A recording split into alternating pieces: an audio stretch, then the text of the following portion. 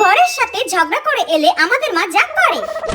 মা, হ্যাঁ এ কি রে, তুই হঠাৎ কোনো কিছু না জানিয়ে চলে এলি যে? জামাই বাবা জীবন কোথায়? আমি আর ওই বাড়িতে ফেরত যাব না। তোমার জামাই আমার সঙ্গে সবসময় অশান্তি করে, সবসময় ঝগড়া করে আমার সঙ্গে। আমি আর ওই বাড়িতে যাব না। আমার আর এইসব অশান্তি আর ভালো লাগছে না।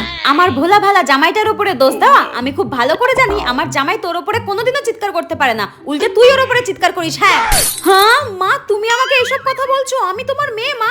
কেন রে? আমি তো হঠাৎ একদিন তোর শ্বশুর বাড়িতে গিয়ে দেখলাম তুই জামাইকে দিয়ে রান্না করানো, কুটনো কাটা, বাসন মাজা, ঘর মোছা সব করা। তারপরও তোমার ওই বরকে পছন্দ হচ্ছে না। তোমার আর কোন বরকে পছন্দ হবে? মা, তুমি এইভাবে আমার সঙ্গে কথা বলছো কেন? নিহাত ওরকম ভালো মানুষ বরটাকে পেয়েছিলিস তাই, নইলে তোর মতো একটা পিস মেয়েকে বিয়ে করা আর সহ্য করা কোনো অন্য পুরুষের পক্ষে সম্ভব নয়। যা বাড়ি যা।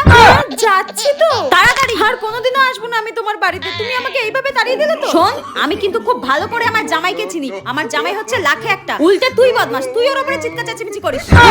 আজব তো।